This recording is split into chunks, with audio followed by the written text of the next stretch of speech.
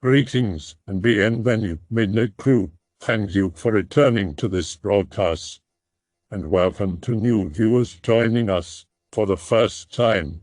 If you like a video, then feel free to subscribe. In this thread, we share our first spiritual experience. I'll start. I had gotten a backpack and just hit the road walking west on Route 66. Eventually, I arrived in northern Arizona. I was camping in this forest for a couple of days. Was with my former wife.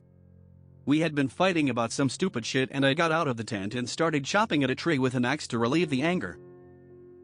After a few swings, I began to feel the pain I had inflicted on the tree. And before tree hugger. After that, an intense energy began to build up inside and around me. Like, a normal calm, cold day turned really windy really fucking fast. Some sort of animal instinct came over me and I removed all my clothing, aside from my thermal pants, and just started sprinting through this forest. There were rocks, thorns, pine cones, all sorts of things one could step on, but I somehow managed to miss all of it.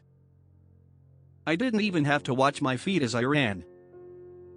After about 5 minutes of this, I came to a sort of clearing where I felt like I was being hugged in a way. Then it gently started to rain. But when I got back to my camp area, there was nothing which would lead you to believe it had been raining. It was as if it only rained in the clearing I found myself in.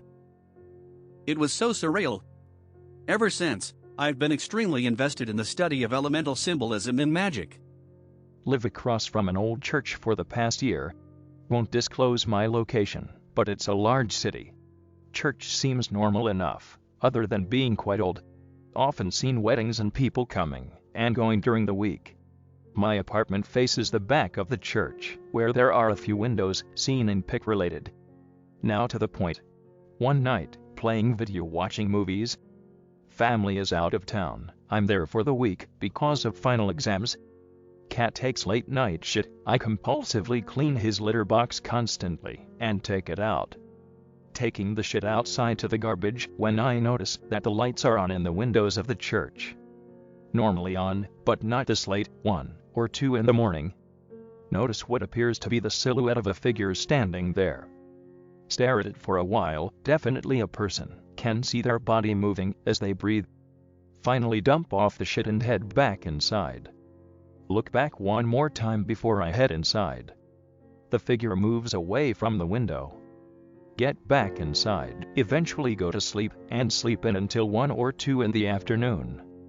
Next night, decide to go out on a beer run. Grab my longboard and start to ride down the driveway. The entrance to my apartment is on the side of a duplex. It's essentially on a driveway. The church is directly across from my house, parallel to the duplex. The lights are on again. Same shape of a figure is standing there. Wave to it jokingly. It raises its hand back. Kick hard and ride down the street at light speed, noping the fuck out of there. On my way back with beer and snacks. Look into the window cautiously. No one there. Get in the house, stash the beer in the fridge, and head to my room. Look out the window that faces the church. My cat often sits in the window. He likes the night air. The figure is back in the window. Not that I could see its face, but I got the feeling it was looking at me. Tried to put it out of my mind, but couldn't sleep at all that night. Didn't bother checking out the church for a while, too busy with studying and stuff. Saturday night, fam is coming home tomorrow, and I just finished cleaning the house, so I was pretty tired. Decide to go to sleep early, 11. Woken up to the sound of stuff being knocked over in my living room. Assume it's my moose of a cat being an asshole.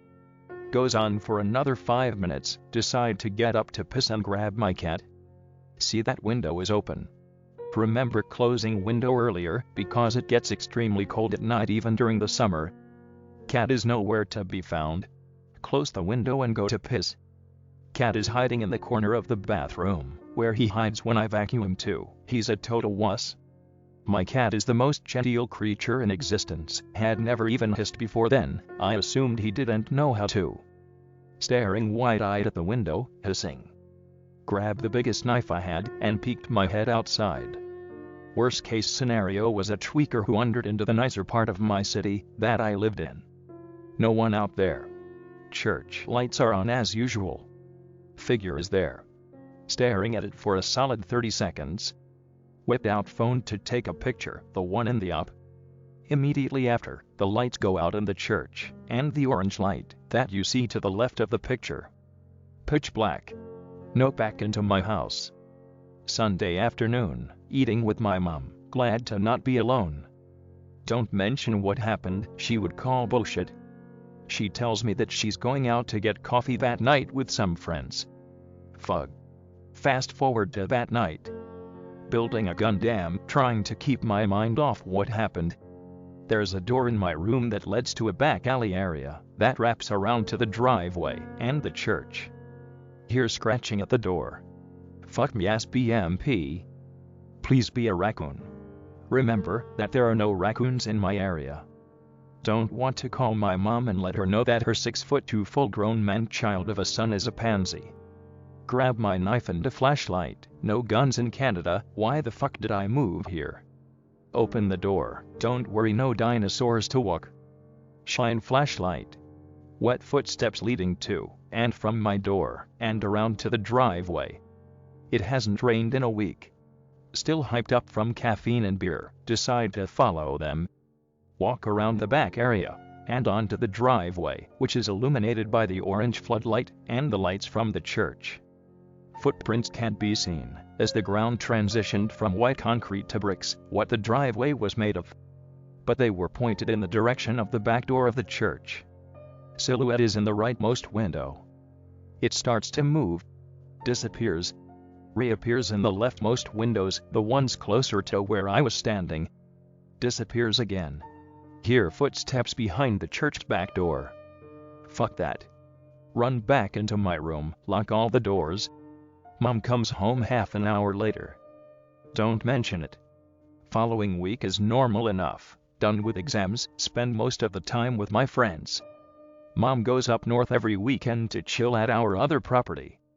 I stay in town because fuck the country. Church windows have been dark every night that week. Earlier tonight, my mom stayed up there longer because of some Canada Day party. Hear my cat meowing in the window. Probably talking to one of the neighborhood cats that antagonize him from the driveway. Go into the kitchen to make some food. Cat is abnormally upset, staring at something outside. When the other cats really start bugging him, I shoo them away. Put on flip-flops and head outside with a flashlight to say hi to the feline. It's fucking dead. Gutted and torn up, laying on the driveway. Wounds were too clean to be roadkill, someone cut the thing up. Blood everywhere. Shining my flashlight around to look for what could have caused it. See blood smears on the outside wall of the church, leading towards the door. The lights turn on in the church window. Nope. At that point, I called my mom and told her what happened. She told me to take my cat and go to a friend's house. She'd call the police. I've been at my friend's house all night. I'll post updates when I return, but I got to go. I've been getting calls all night from an unlisted number who hangs up immediately. It was end of November in 2015. I had done synthetic LSD the night before. I was half asleep around 10 a.m. when I started to feel strong pain and pressure in my heart region. Automatically I sat up in lotus position and raised my right palm to start to fight the force that was doing this. It is strange how I just sat up in that position, because I never had done any yoga or meditation and wasn't used to sitting like that at all. My heart started to race really fast as I noticed a black hole in the corner of my room which was sucking the energy and the whole room into itself. It turned out that there was my landlord on the other side, in the bathroom. As I tried to fight this entity, my room got darker and looked like the ceiling and walls were being pulled to that black hole. Dogs outside my window, in the backyard, were growling and barking the whole time. I felt weaker and weaker as the high-pitched sound in my head got lower. I tried to fight back, but I was too weak and at some point, it really felt like I was going to die. I am not a religious person and it didn't come to my mind to ask for any help at that moment. Right at the most crucial moment when I was about to give up, I noticed a large golden white object hovering above the house. It wasn't perfectly spherical but little bit shaped like a pear. I did not get any sensation or a feeling out of that being. There was only a thin golden ray that came from that being straight into my chest. Right after that moment I was filled with love, joy and energy. It sounded like a choir of angels started to sing. My room was immediately filled with golden light as the walls and the ceiling started to expand outwards. It felt like bliss and ecstasy, like there was a sensation of godly presence. In my head I kept saying to that negative entity not to mess with me and I'm stronger than it. The 2 dogs outside, German shepherds, were whimpering and crying as my landlord went to calm them down. I heard him saying to the dogs, "Don't mind him, he is stupid and doesn't know what he is doing." After that it sounded like he walked off to the distance, had this evil laughter which was slowly fading and banged a gate close. Although the back gate was blocked with a large fridge in front of it. After that I felt exhausted, fell asleep and slept until the next morning. Around 1 week later the same golden being was back, when I was just about to fall asleep. It was hovering in the same place and from it came small glowing orbs that were different in color. The orbs slowly ascended to each of my chakras, freed them from blockages and opened them one at a time, starting from the base. That is when I had a Kundalini awakening but still no feeling or sensation who or what that being was. Haven't met it since. I have a few, probably not creepy enough, but I've never shared them on X, so if anyone is interested in more let me know. It's all happened in the last 3 or 4 years. I'll preface this by telling you I work as a tour guide at a cave. My mom worked there when I was a kid. She doesn't now, but that's essentially how I got the job. There is some relevancy to that, I promise. At work, giving tour in a passageway called Hall of the Mountain King. Pic related, albeit not a very good one, and yes, it was pulled straight from Google. Looking up the stairs while talking, because that's the way I'm facing. See someone at the top of the stairs. Realize I've stopped talking.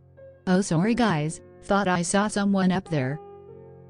Tourist says I thought I did too.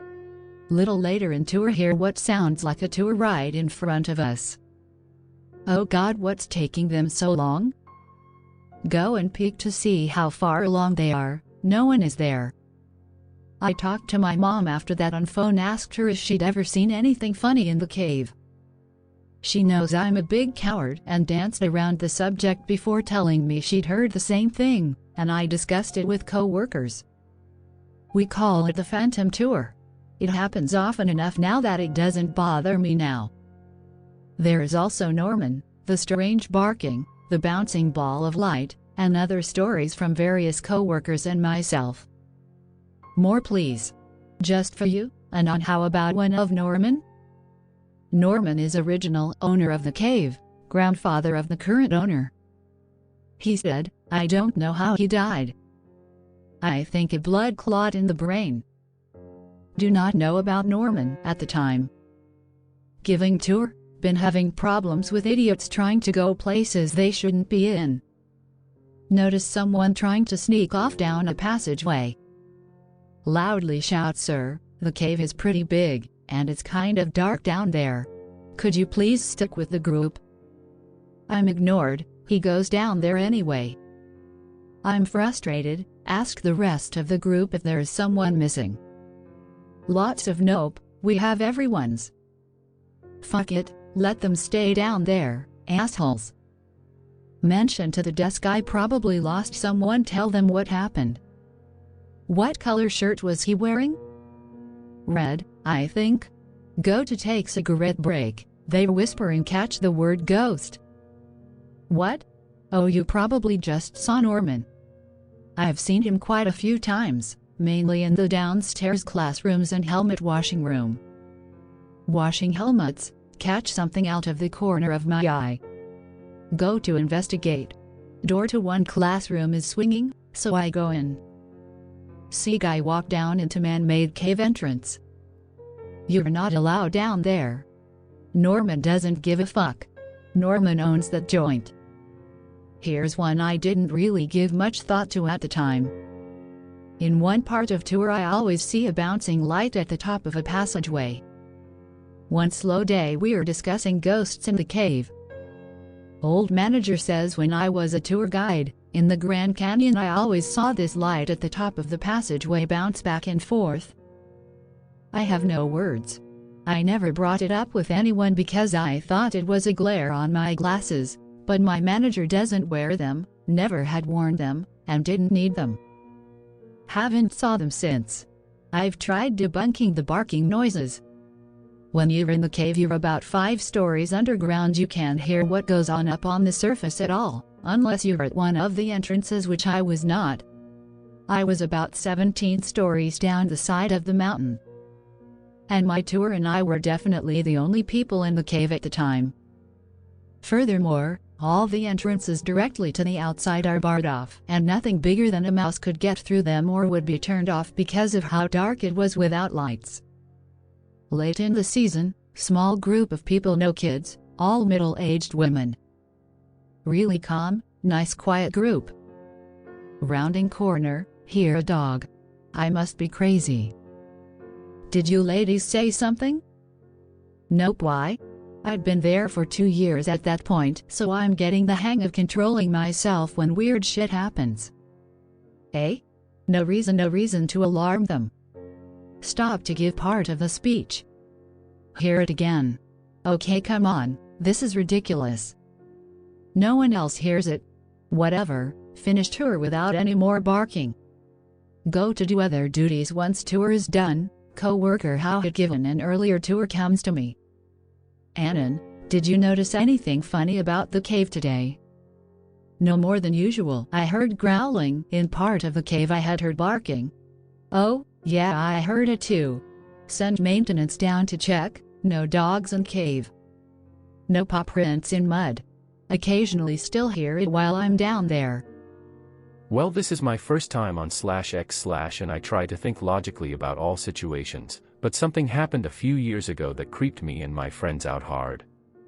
5 of us went camping with our scout group. The adults slept with the kids in a sort of hostel whilst the older lads, 17 to 18, slept in a tent outside. This hostel is situated in the northeast of England's biggest nunnery, which meant there was this huge S-cross and a huge S-graveyard beside the hostel. Thinking it'd be cool, we set our tent up right next to the graveyard. In the graveyard were near 100 normal grave slabs, all ranging from 100 years old. None newer. All were slabs apart from one who was the founder of the hostel, which was an extremely large dark gray angel facing the away from the tent we pitched. This angel creeped me the fuck out whenever I looked at it. So, we decide to check out the graveyard at night, 11 p.m., when all the younger ones had gone to bed. We walked up to the yard and noticed something straight away. The angel was glowing bright white. Thinking about it, there are probably rocks that do this, but I'm no geologist, so if any of you could clarify that, it'd be great. We all kind of stood staring at it, expecting something to happen. Nothing did. We walked towards it real slow. When we got to about 20 meters away, its head violently turned to the side and holy fuck, we froze. One of the guys started to fucking whimper. We stood for a few seconds and ran to the tent. When I got to the tent, looked back at it and it was facing away as before. Nothing I can't think of explains it. Any ideas? I can assure you I don't take drugs or have a family history of mental illness. All 5 of us can recall what happened. I guess the old cliché that it would have been colder around the angel would occur, but it was January, so it was bloody cold all over. Just thought I'd let you guys know. Okay, I have a story from when I was 3. This is one of my earliest memories. We were living in a house that my parents always say was haunted, but I was too young to remember most of the things they say happened there. But I do remember one weird thing that happened to me. And sorry that I'm horrible at writing stories. So, I was sitting at the kitchen table eating lunch while my dad was on the other side of the kitchen doing dishes or something. I was eating macaroni and cheese in the shape of Looney Tunes characters. I was waiting for my grandma to come pick me up to babysit me while my dad went to his second shift job. None of these things are relevant to the story, but I just want to say that this is how clearly I can remember that day. From where I was sitting, I could see the front door, which had a screen in it so you could see out. While I was eating, I noticed that there was this weird bird thing sitting at the door, staring at me. I'm not really sure how to describe it, and it didn't really look like a bird, but it was this thing that had feathers and a beak, was dark red and gray, and about 4 feet tall. And it was just sitting there staring at me with a look of anger. Like, I could tell just by its eyes that it wanted to hurt me. I can remember that look as clearly today as if it happened yesterday. I don't remember whether it eventually just left, or if I looked away and it was gone, but eventually it wasn't there anymore, and I continued eating and never saw it again. Maybe it was just my little kid mind imagining things, I don't know. But I don't think I will ever be able to forget the image of those eyes staring me. Don't have any that have happened to me, but I'll tell a doll-related one that happened to my mother. My mother is 12 to 13 years old. Being part of rural Guatemala, shit-tier country, would not recommend. She grew up hearing stories of demons that would manifest themselves and stuff like that. One day her family receives a package from some relative containing a doll that they named Jill. Mother describes Jill as a little blonde girl with beautiful eyes, that her family saw as beautiful, but she thought it was repulsive. For a few weeks, everything is normal. But suddenly, my mother's sister, 5 to 8 at the time, starts having nightmares involving Jill.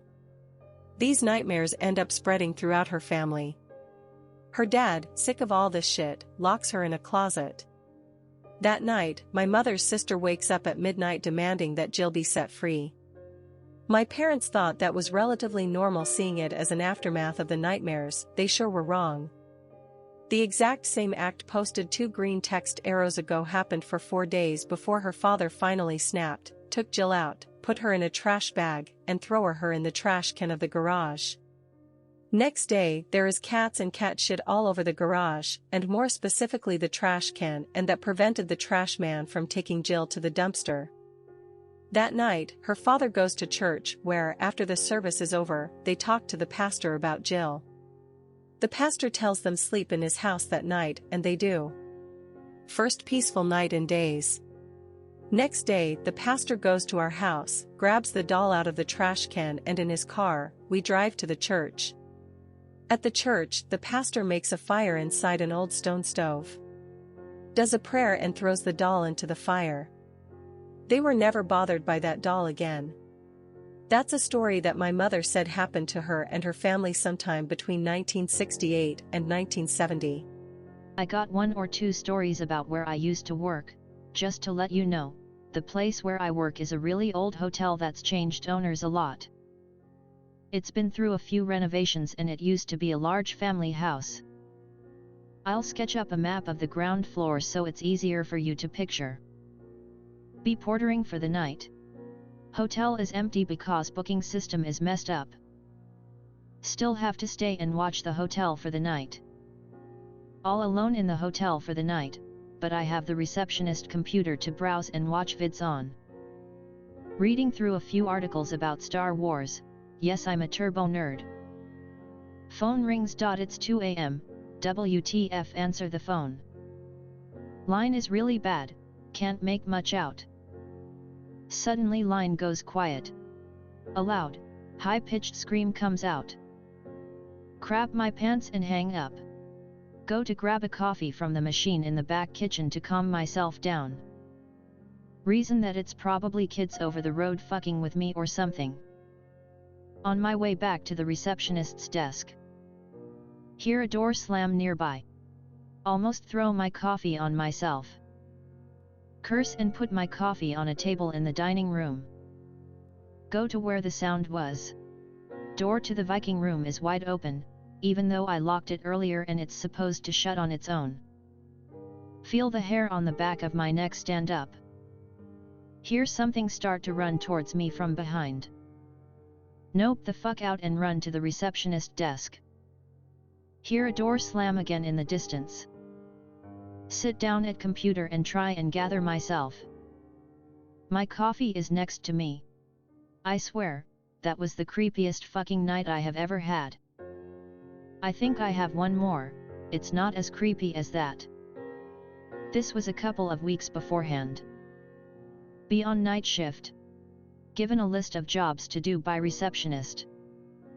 We chat a bit before her mom comes to pick her up. Look at list.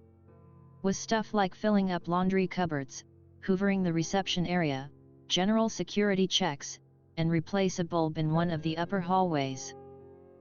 Do everything on list apart from filling up laundry cupboards, because I have to go into the Viking room to get the spare sheets and towels, and that room always gave me a bad vibe. Muster up my courage and go into the room, turn on the light switch at the far end of the room. Everything seems alright. Notice the light in the downstairs kitchen is on. I figured someone just forgot to turn it off. So I open the door and switch off all the lights in the kitchen. Continue filling up the laundry cupboards, and then I get this uneasy feeling about halfway through. Shake it off and take my load of laundry out of the room. Come back and I see the kitchen lights are back on. I know for a fact I turned them off because I stole a croissant from the fridge beforehand. Slightly creeped out, but I continue to work so I can get out of there quicker. Next time I come down all the lights are off, including the ones in the Viking room. Close the door and lock it because fuck that. Check breakers in utility room to see if they were tripped due to a bulb breaking. All of them are on. I'm really confused, then I hear a snap as I go to leave the room. As I look back, I see the breaker to the Viking room has tripped. Flip it back and look into the Viking room. All the bulbs are working fine. The lights in the kitchen are off. Nonsensical and mysterious. Summer camping trip with 7th grade, classmates, teachers, and chaperones. Friend 1 is Garrett, no nickname yet. Friend 2 nickname is Goose, girl with a long neck. They nicknamed me Grub because I ate a maggot in grade 5. 4 days to spend near a lake doing camp activities. Day 1. Campfires, cooking, watching wildlife, camp activities. Team building activities finish at about 6 p.m. and the kids disperse.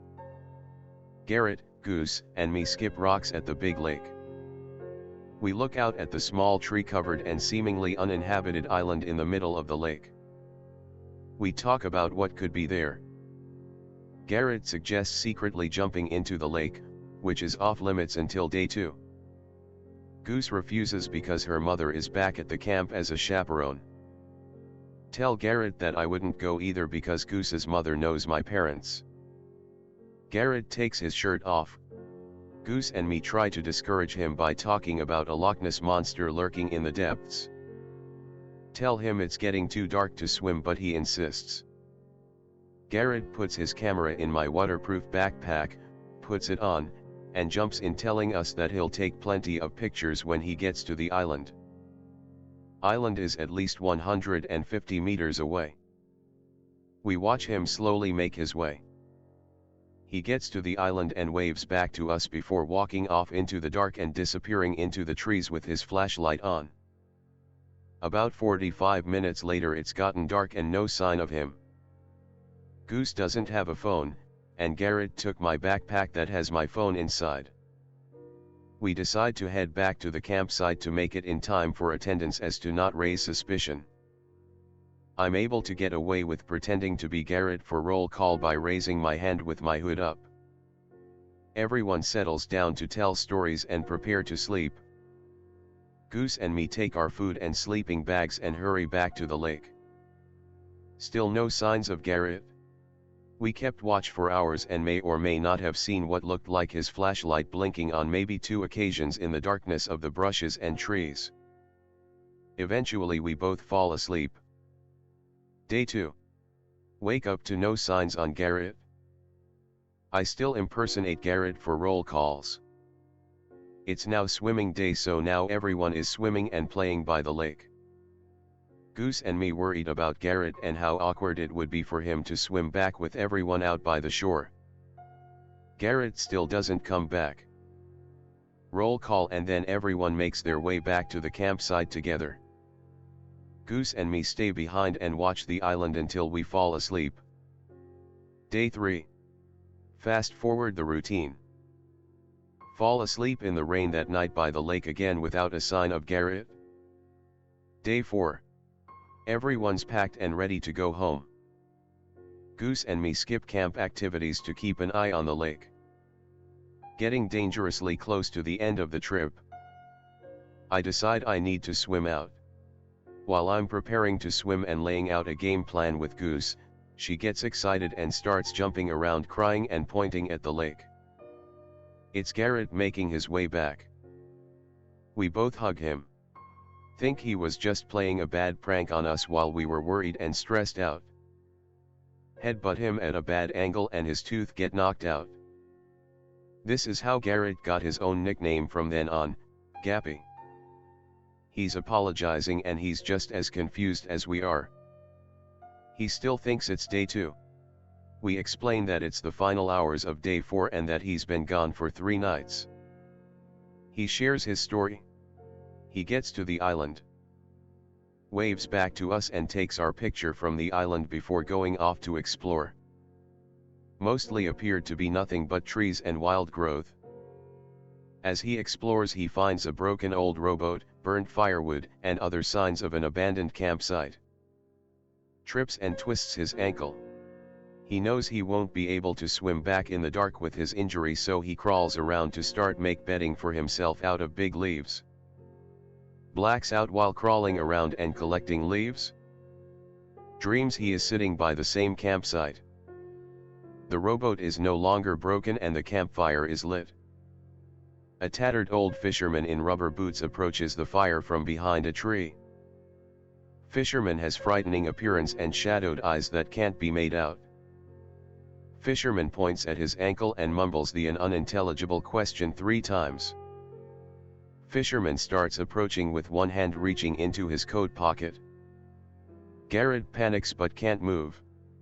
Fisherman brings the hand out from his pocket and is holding a small dull ball of light that grows as it floats towards Garrett. Garrett wakes up cold and damp, from rainfall on day 3, and is leaning against the broken old rowboat near the abandoned firewood. The leaves that he was collecting are gone. He stands up and is prepared to limp but has no pain in his twisted ankle, which still looks badly swollen. He rushes back to us thinking that it's only been a single night, not knowing that it's been 3. He wasn't hungry or thirsty when he got back after 3 nights. He recalls taking great photos and even using some flash photography on day 1. Most of the photos he took aside from the first one of Goose and me from across the lake looked like nonsense. Blurry, or dark, and impossible to make out, or completely whited out. I hope that you enjoyed tonight's broadcast. If you enjoyed tonight's story, then please subscribe to the channel as more Greentext will appear daily. A new broadcast will appear when the clock strikes midnight Central Time.